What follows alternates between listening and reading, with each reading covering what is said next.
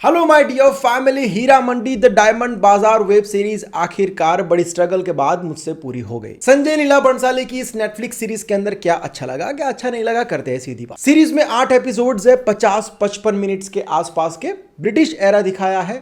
लाहौर के अंदर एक हीरा मंडी नाम की जगह है जहां पर तवायफें रहती है और ये नवाबों का एंटरटेनमेंट प्लेस है। मुजरा देखना हो, मन बहलाना हो, बातें करनी हो या फिर कुछ और करना हो। और हाँ, ना सिर्फ नवाब आते थे, ब्रिटिशर्स भी आते थे। तो एक तरह से कहे कि हीरा मंडी की औरतों का काफी ज्यादा होल्ड था, उनकी इज्जत भी थी, लेकिन एंटरटेनमेंट या फिर किसी खास मकसद के लिए, शादी वादी के लिए नहीं भाई। और इसी बीच भारत की आजादी की लड़ाई भी चल रही थी, तो वो भी एक एंगल दिखाया है और इन सब के बीच में एक डीप और एक हार्ट टचिंग लव स्टोरी भी दिखाई है। अब देखो, संजय लीला भंसाली का क्रिएशन है तो विजुअल्स ग्रैंड लेवल के होंगे, ये तो पहले से पता था।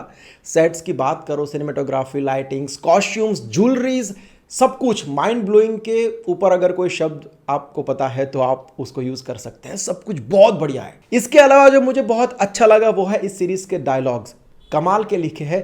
ज्यादातर उर्दू वर्ड्स का इस्तेमाल किया गया है क्योंकि वो दौर था, तो वो बहुत ही अच्छे से जस्टिफाई किया गया है उस पीरियड को और वो नवाबों वाली दुनिया को।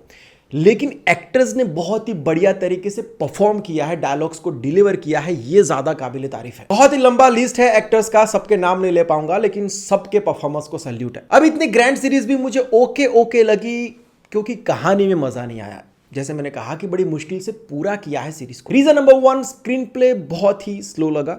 नंबर 2, पहले के जो 4 एपिसोड्स है वो फिर भी पकड़ कर रखते हैं क्योंकि वो पॉलिटिक्स, मर्डर्स, विजुअल्स हम सीरीज के अंदर ये इस लेवल के पहली बार देख रहे थे।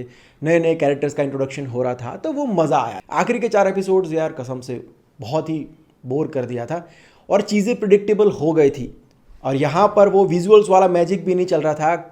देखो, विजुअल्स कितने भी ग्रैंड और मैजिकल क्यों ना हो, लेकिन साथ में अगर कहानी स्ट्रांग नहीं है तो कोई मतलब नहीं है उसका। तो ओवरऑल बात करें तो जितनी हाइप थी इस सीरीज की, जितनी उम्मीदें थी, उतना मजा तो नहीं आया, बट ठीक है, एक बार देख सकते हैं। अगर आप संजय लीला भंसाली के सिनेमैटिक ब्रिलियंस को देखना चाहते हैं, धांसू परफॉर्मेंसेस देखना चाहते हैं, अच्छे डायलॉग सुनना चाहते हैं तो, लेकिन कहानी से और वाव वाले मोमेंट्स आएंगे ऐसी उम्मीदें मत रखना। और एक बात, ये सीरीज तवायफों की जिंदगियों को कवर कर दी है, उनकी लाइफ को बहुत ही डीपली दिखा दी है। बट सीरीज के अंदर कोई न्यूडिटी या फिर गंदी लैंग्वेज, गाली वगैरह नहीं है, लेकिन फिर भी फैमिली के साथ देखना ना देखना ये आप डिसाइड करना, क्योंकि कहानी तो अल्टीमेटली उसी दुनिया की है ना, जिसको बच्चों के साथ बैठकर देखना ठीक नहीं रहेगा।